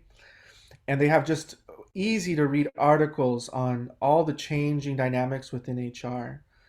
So, Did you put it down on the chat? yeah, I'll put it in the chat, and it's also actually in the presentation here. Do you still see my screen? No, No, not yet. Okay. because you don't know what you don't know, and you don't want to get into any trouble because of ignorance. Absolutely. So it's SHRM, Society for Human Resources Management. I don't know if you see that there. Yeah, we do. And that's at sherm.org. So forms, HR advice, articles, best practices. You can even become certified as a human resources professional. You do have to have a certain amount of time being an exempt HR worker, but then that's available to you. Some other handy sites here are the Department of Labor, and that's where you're going to learn about exempt and non-exempt and all the federal laws around the FLSA. So the DOL.org is very important. At the state level, that third link down, that's the state of California Department of Industrial Relations. And for your other states, like in New Jersey and North Carolina, they're going to have their own state sites where you can learn about state specific wages and hour rules, which, if they are more stringent than the federal, you have to follow the more restrictive, more narrow rule. So visit your state sites, and then the last one is the EEO, which is a federal site, and it goes over in detail protected classes and the different types of discrimination um, that is illegal. So this is a great slide here. It will be in my presentation that I'll be sending out, and then I'll send these. It might be early next week, but I'll put together all these resources and send them out along with the templates. Awesome, awesome. One last question. Anybody? This is your chance. Yeah, Heidi, or was it Heidi or who had a question? I had Oh, a Lucy? question. Yeah, I had a quick question for you, Juan. So all of us are pretty much either founded or founders of nonprofits. This is my assumption based on also like small business services classes. We also have to hire ourselves, right? As founders. And if so, what are baby steps we need to create for ourselves to even Of have our course. manuals and policies and procedures? Yes. So when you write these, so when you write your policies and procedures and handbooks, you are also subject to the same rules that you're putting in place. Mhm. Um, And you want to draft your own job description as well and be very detailed about what your role will be in that organization, because if there's ever a governing board, they're going to hold you accountable to that as well. So, and it all comes back to ethics, you know, and leadership. If you're truly going to be a leader in your organization and exemplify the way, you're never going to require less of your people than what you require for yourself. So I've worked in organizations where that was not the case, unfortunately, and executives were exempt from lots of things. And in your organizations, you're gonna lead a different charge, and it really again begins with you and making sure you're including yourself in anything that you make a policy. I don't know if that helps. Yes. Yes, thank you. And how often do you have to update executive job description? You want to be looking at them every year or whenever you have a performance evaluation you want to ask the employee about their job duties. You want to bring the job description with you and review them and see if it's still applicable, because in a quickly changing startup, those roles can change. Right. And that's okay. That's going to be normal. You just need to do a quick revision and re-signing that document. And of course, when you hire, you want to review your job description again so that it's up to date when that person comes on board. Very helpful. All right. What time is it now? It's 11:02. Have we exhausted our questions? This was very helpful, Juan. And we look forward to getting resource links next week. And wow, so helpful, Juan. Thank you for inviting me. And I've provided my email address there if you have any questions or want to touch base with me later. I really Good. enjoyed our time together, and I wish you all the best. So generous of you. And thank you, Juan. We'll be in touch. And I'm going to ask you to send me invoice. Oh, no, no, no. I'm so glad this is from my time, my service giving back to the community. So, Oh my goodness. See our page. Somebody Sorry. was asking something? Yes. Is this a misspelling on your email address, Juan Garrica, or oh, it's yeah, it is. Garcia, right? okay? Okay, Garcia, just like your name. Garcia. Okay, thank you. Yeah. With the name up there. Good catch, Yuri. And Very good catch. yeah, thank you so much. And now I'm asking Susie to do word cloud before I make some announcement and do some business item. Thank you, Juan. Yay! Juan. Thank you. I'm going to drop a link for the word cloud. So if you can open up the link, but don't submit your answers yet, because I want us to do that all together. So if you'll click on that link, it'll take you to a prompt. And the prompt is in one word or two words. What was your biggest takeaway today? And I'm going to go ahead and share my screen in just a moment, and then we'll do it all together. Okay, so hopefully you can see my screen. So go ahead and start submitting your answers. So in one or two words, what was your biggest takeaway from today?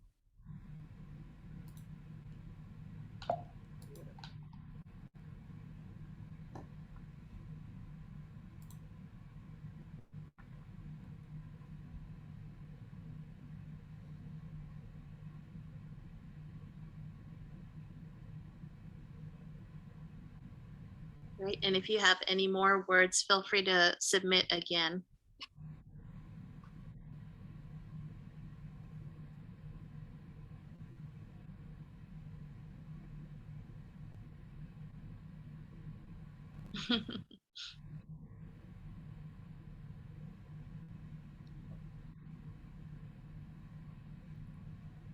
Wonderful. Any other answers?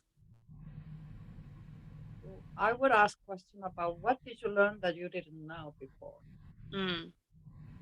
Okay, so what did you learn that you didn't know before? Feel free to just use that same link.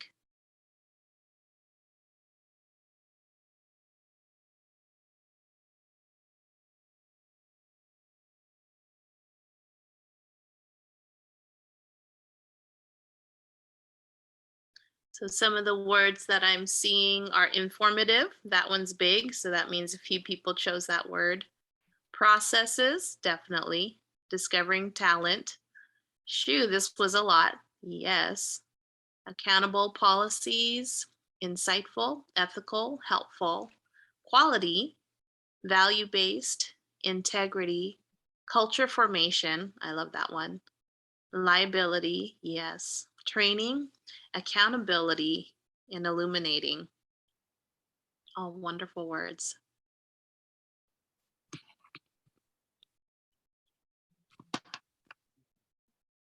I'm going to stop my screen share. All right. So now on to business. Where are you at? Oh, I heard from one of the participants that she is almost 80% with her case statement ready to submit. 80%. You didn't have business plan strategy, so I sent you the link from Mariessa at NFF. So you have that. And whenever you write grant or case statement, very important that you break down how much you're going to raise, what's your goal, and what the breakdown look like, and for what. And then reporting that to your potential donors, whether it's individual or foundations, are the key. So please take a look at those links. And then I'm in the middle of doing some sponsorship solicitation for Northern Cal Isaac Gala at a winery.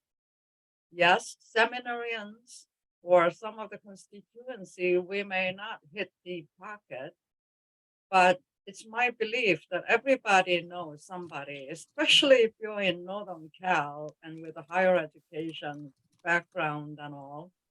You've got to know somebody who works at Google, Microsoft Word, and you name it, and bank. So if Asian Pacific Fund can have their gala charging $500 per ticket, which I chose to go because I've got to change my pool, my lane, and see how in the world they can round up mass media and bankers to sponsor their gala. I don't know what their mission is. Their mission seems to be doling out funds. So I plan to go in October. And then we are piggybacking Isaac Northern Cal gala at the winery. And then already my pool of people are saying $90 ticket is too expensive. Can you come up with a discount code? Then I've done that more than a decade. Now then, if you want to come with a discount code, you need to find a sponsor. I mean, if you cannot find one sponsor who can send you to gala for $90, you are in trouble, is what I'm thinking. So I'm sharing something very tangible that we need to imagine. Hey, my people are poor, but they have network, average 400, and they're on social media all the time. So I'm already thinking, how do we pay forward? This is the first time I send out to you all email that included, can you practice giving tithing to Isaac? I have never asked my constituencies and program beneficiaries to do that. But as a result of taking this class myself, even though I organized, for the first time I'm jumping out of my comfort zone and asking, unless I ask ladies to pay forward, you may not think about it. So what a deal is it? You not only are learning from the best of the best, Isaac lined up and I lined up. I'm sharing capital and social capital with you all. And then you get paid to learn. Do you want this program to continue? Can I see some hands? Do you want other ladies to benefit? It comes from the bottom of my heart, my experience that no other woman of color should go through what I went through. Learning, building a plane while flying it. So my reward is helping you all to fly your dream, knowing what you need to know before even you launch your startup. So your timely feedback, and even when after you get coaching, one-on-one coaching, oh, these are what I learned that I didn't know. This is how I enhance my case statement. You know what? Those are the most important narratives that I will need to do LOI in December, full tweak proposal due in February, another sustainability grant proposal in March. So I'll be juggling all of these. And I'm sharing this with you because you're going to run a nonprofit and / for-profit. So your voice is going to be my baseline, whether this program will continue next year or not. And I already talked to the funder. And I bragged about all of you and your cause. But if you don't feed me and help me to draft proposal for next year, and if you're not timely about sending those feedback, I cannot write on a vacuum. So we meet only once a month, and you're going to get all your document ready to submit. And that's the only rule I'm imposing onto you so that we can be a reciprocal partner rather than, without Isaac, this program doesn't exist. And Isaac, even though this is 16th year, our mission breathing the academy, church, and community,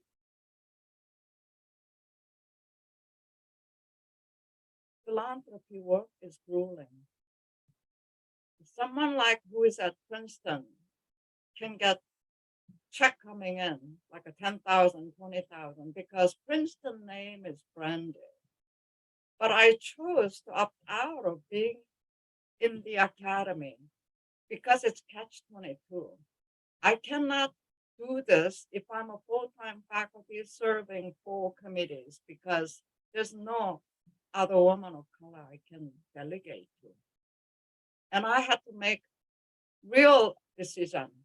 As long as I'm serving as a full-time faculty, yes, there's some, status and power and all that. But as soon as I step out and I'm running a nonprofit startup organization, grassroots going, this is 16th year, pro bono for more than a decade. They would rather write a check to Princeton, who doesn't need check, than to Isaac. But as a charity organization, you've got to show our federal government as a tax exemption organization that public is supporting your work. But I'm just running grant projects with far less individual donors. And I don't have time to cultivate that.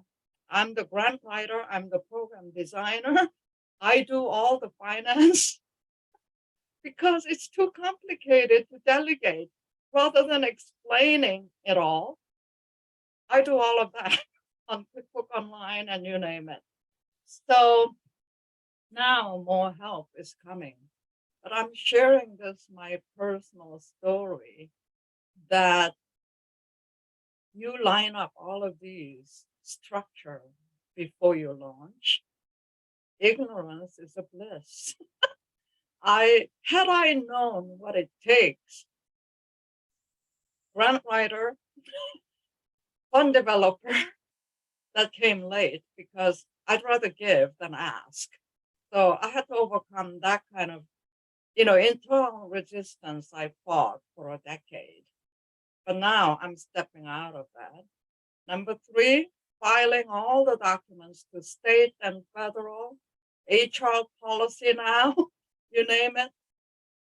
Whoa, and I'm dealing with more than 70 people running 2 grant projects.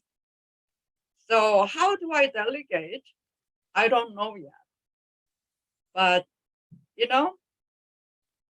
I'm a miserably optimistic human being. If you're not optimistic, you cannot run a nonprofit. So build your network. Don't be afraid to ask. The worst thing that can happen is no.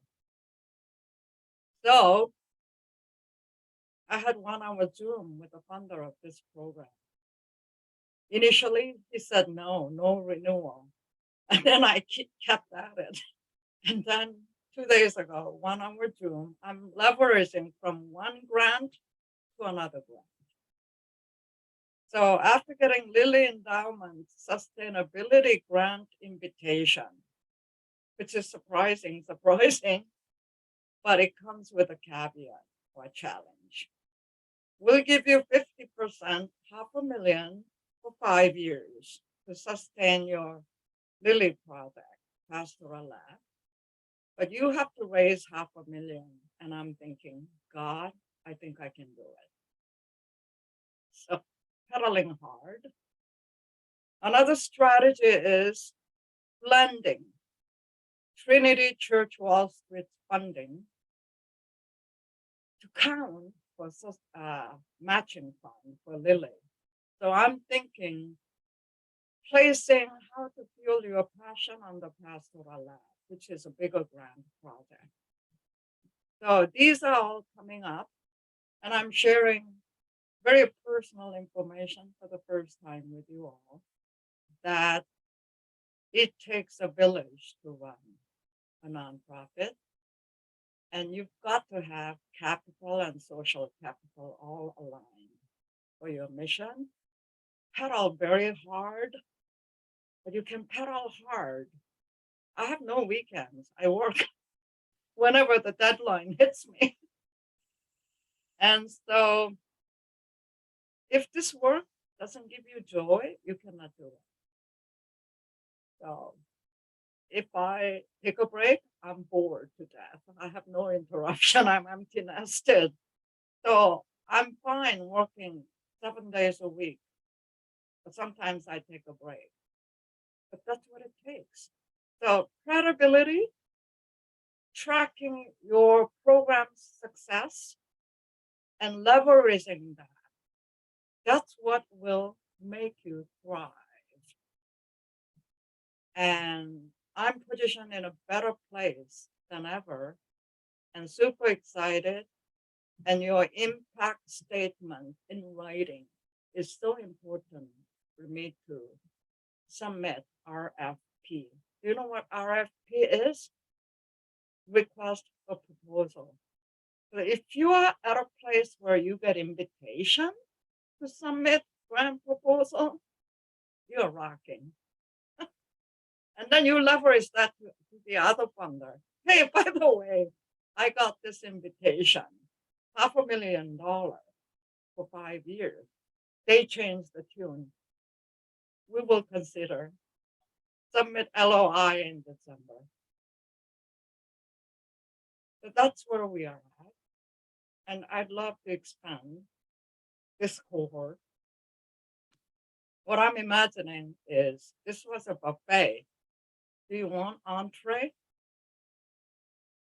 Deep dive? We've been singing a song. We don't have enough time to cover this huge subject. Look at Juan, couldn't cover much. But at least we got the languages about HR and what it takes for us to navigate hire and fire. So possibility is enormous. So Young, I think we caught most of what you said, but your audio was cutting in and out just a little bit. Mm-hmm. Oh, my audio was cutting. Uh-huh. So, in other words, I am praying for a reciprocal partnership with you all as we have served you. And there might be a deep dive coming. Yeah. If all goes well. Mm-hmm. All right. Yeah, I'll reach out to Heidi, Millie, Minjay, and Yuri. Those four would still love to connect with Jefferson Lee for some help with their case statement or mission and vision. Yes, please go ahead. Mm-hmm. Was there anybody else that also needed to still meet with Jefferson? Okay, so I'll make sure to email those four of you. And then our next session is on Saturday, September 24th with Deepa Barath and DJ Chuang.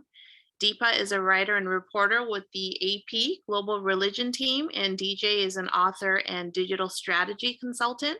So we'll be able to learn a lot from both of those presenters next month.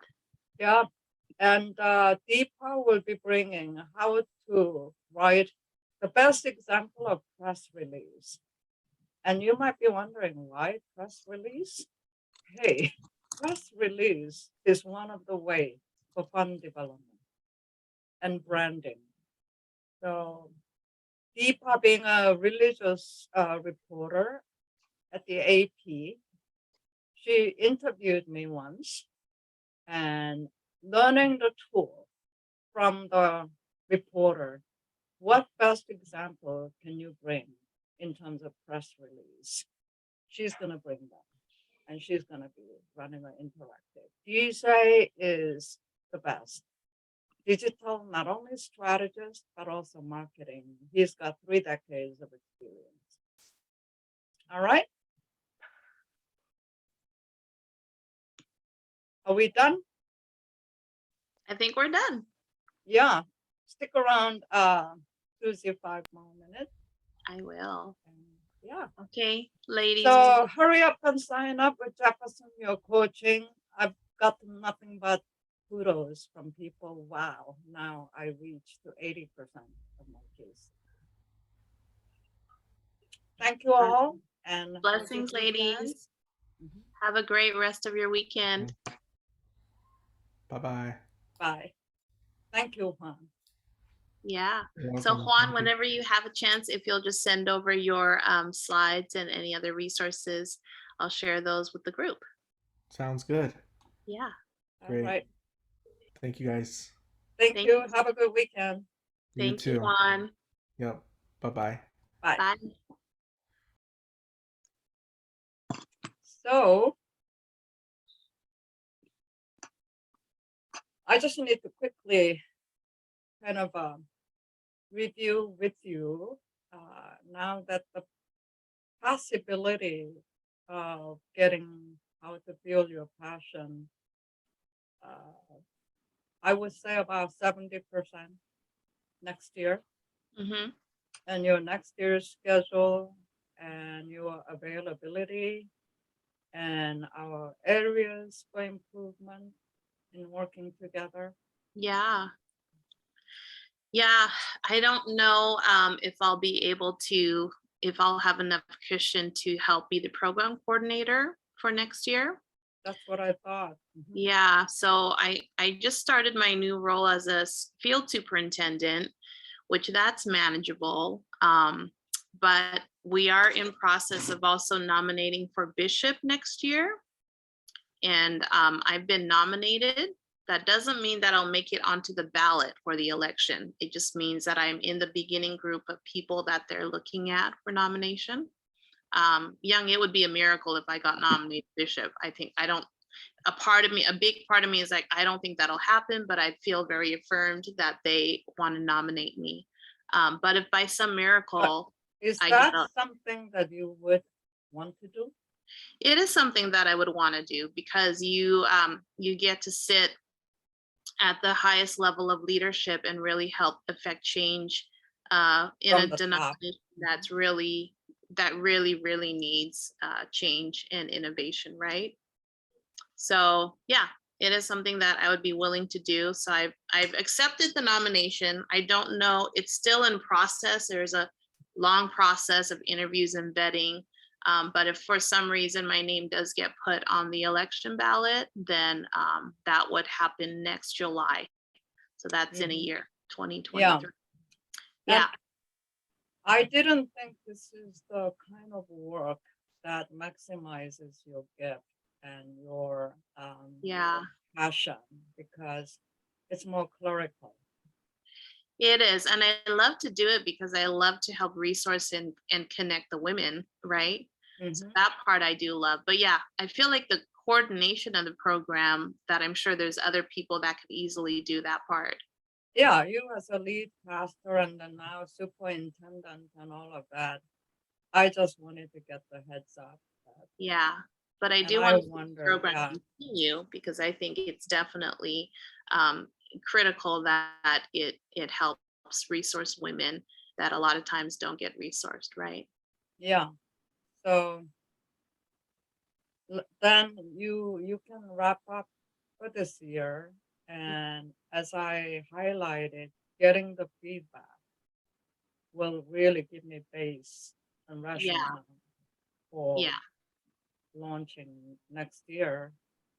And Yes. I think yeah, I'll be, because it'll be on the pastoral lab most likely. Okay.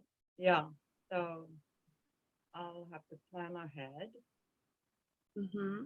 think of, but I wouldn't be surprised if you become bishop. I would be surprised, but Why? just because our denomination still, I think the people on the coast understand the need for a woman bishop or a person of color. We actually do have a woman bishop, but she's white, so we've never had a person of color be bishop. And So you're that's, gonna shatter bamboo ceiling that way. yeah, I would love to. I would love to help shatter the ceilings and do that, to make a way for others as well. So yeah, I don't know. Yeah, it's very in the beginning stages of that, but yeah, I just need to be discerning about what that is. And I do feel like it's time for our denomination to move in that direction and change in that way. But I also see that there's other people nominated that I think are much more highly qualified than me, and that I'd be happy to vote for as well. So I don't know. I'll be praying with you, but Mhm. I wouldn't be surprised if you are Yeah, thank next you. bishop. Hmm. So sounds good. I just wanted to know earlier than later. Yeah. As this developed just this week. Yeah, right. And Right now, managing this program has been very doable. But yeah, I don't know what 2023 is going to look like yet. It could change very quickly. yeah, and even superintending that work is a Mhm. lot. Yeah. And I'm seeing your strength. You're a connective leader. Uh-huh. Yeah. And Yeah, Mhm. definitely. All right. I think that's about it. And I'm gonna go to Chelsea Lee, Mhm. Santa Monica. Okay, wonderful. Thank you. Thank you. Of course. Thank you, Young. Yeah. So recording, I need to Oh make my sure. goodness, I need to stop recording. Oh, we recorded all of our conversation.